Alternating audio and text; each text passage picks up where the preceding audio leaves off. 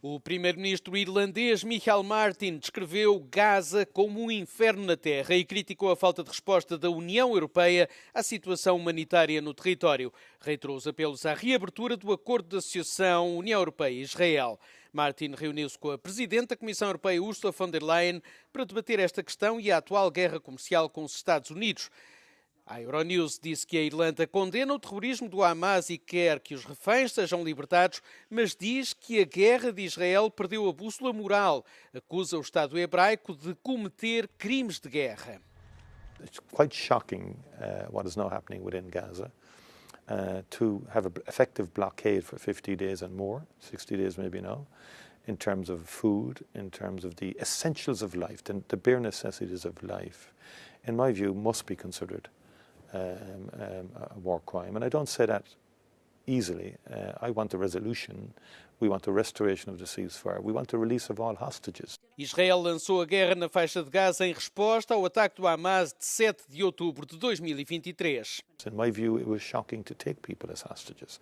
These were innocent people at a concert in their kibbutz. I went to kibbutz Be'eri myself to see it firsthand, the impact of the horrific Hamas attack on Israel.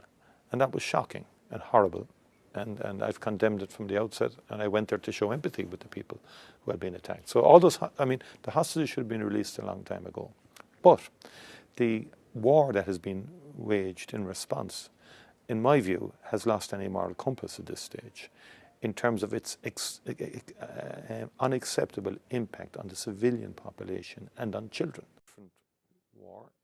A entrevista pode ser vista na íntegra a partir da próxima terça-feira no programa The Europe Conversation.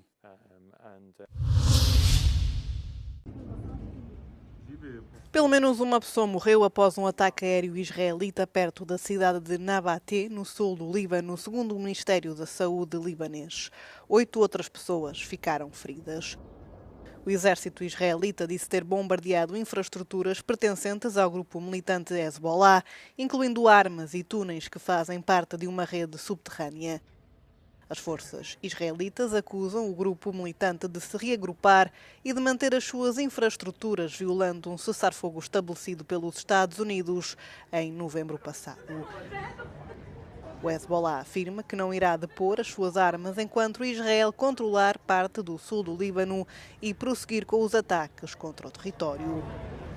Israel ainda controla 5 pontos estratégicos em colinas no território libanês na sequência da invasão terrestre do ano passado.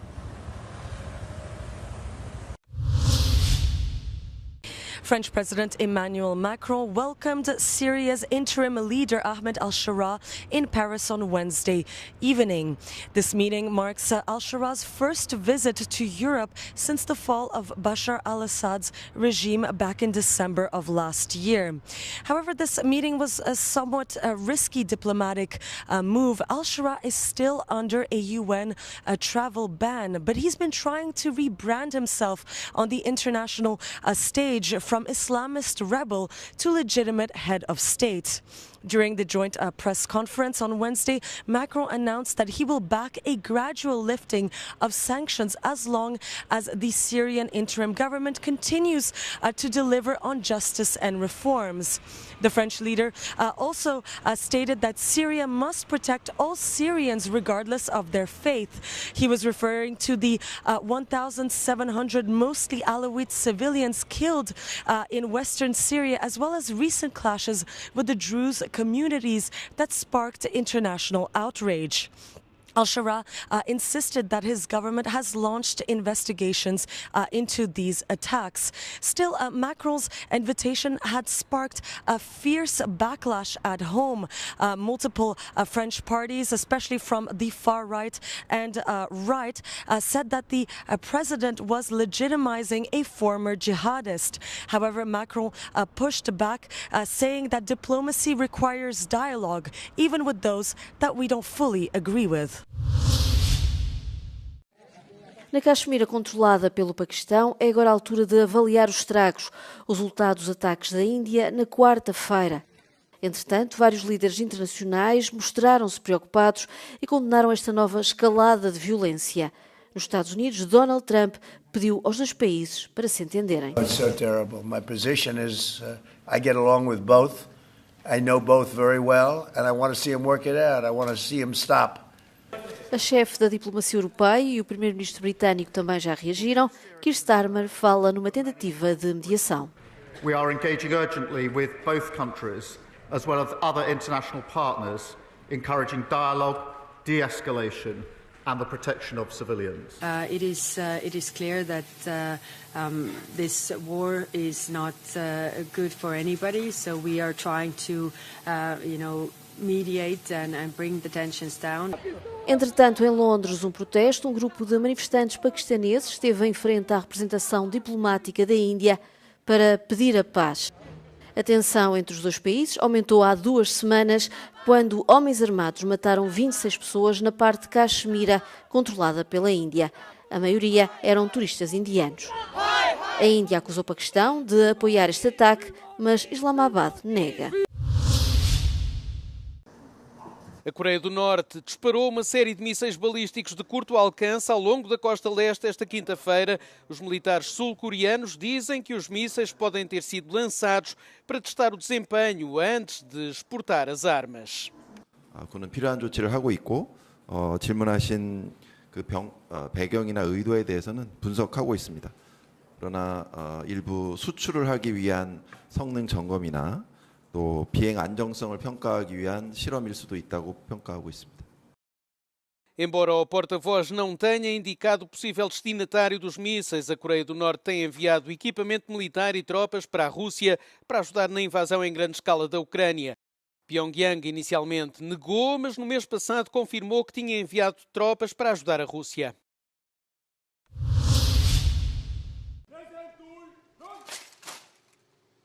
Menos de 24 horas depois da chancelaria de Friedrich Merz ter sido aprovada pelo Bundestag, o novo líder alemão já está a fazer as suas primeiras visitas de Estado. Merz chegou à capital polaca na quarta-feira, onde foi recebido pelo primeiro-ministro Donald Tusk.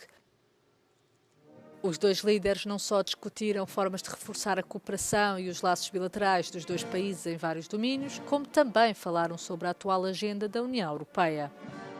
Merz sublinhou a importância de garantir a segurança das fronteiras do Bloco Europeu e prometeu trabalhar no sentido de reforçar as suas políticas de migração. Sie wissen es vermutlich, es gibt eine Initiative einiger Länder der Europäischen Union, es Dänemark, die Niederlande und Italien. Es haben sich viele Länder dieser Initiative angeschlossen, jetzt noch einmal die gemeinsame europäische Asyl- und Einwanderungspolitik zu verschärfen.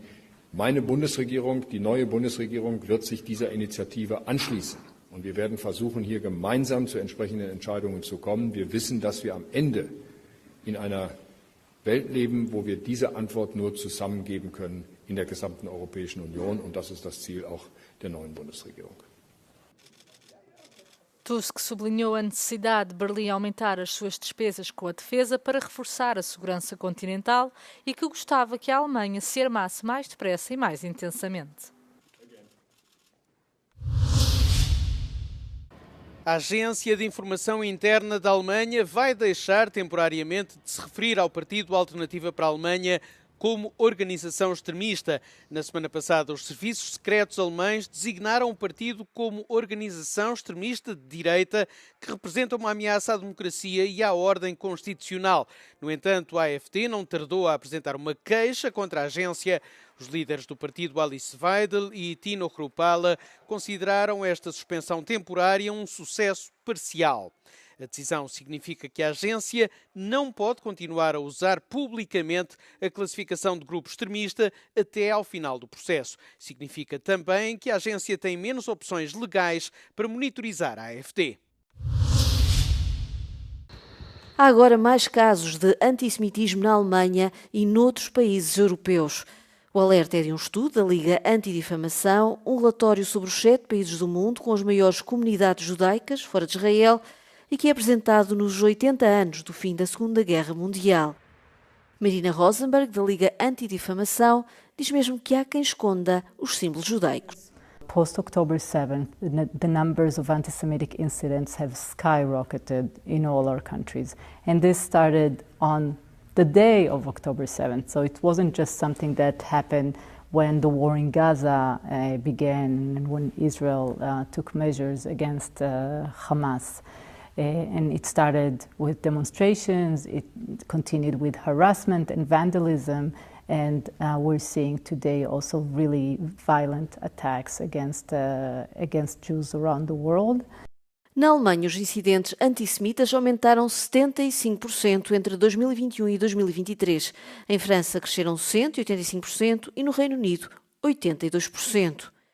O estudo diz ainda que nestes 7 países houve um aumento significativo dos ataques a escolas, sinagogas, empresas judaicas e contra indivíduos.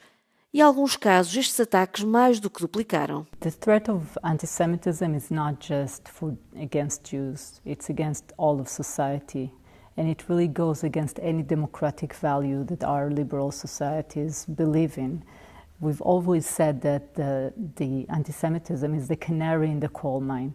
And what starts with the Jews never ends with the Jews. And we know this here in Germany, and we know it in Europe, and we know it around the world. Em alguns destes países, os ataques antissemitas foram mais intensos nos últimos 18 meses do que nos 18 anos anteriores. Ao apresentar o estudo, a Liga Antidifamação também apelou ao combate ao antissemitismo através da educação. We've been seeing a normalization of anti-Semitism in societies across the political spectrum. So it's not only an issue of far right or far left or from Islamists or jihadists, it's all over our societies. And therefore what is required, not just here in Germany but around the world, is a whole of society approach. O alerta nos 80 anos do fim do Holocausto.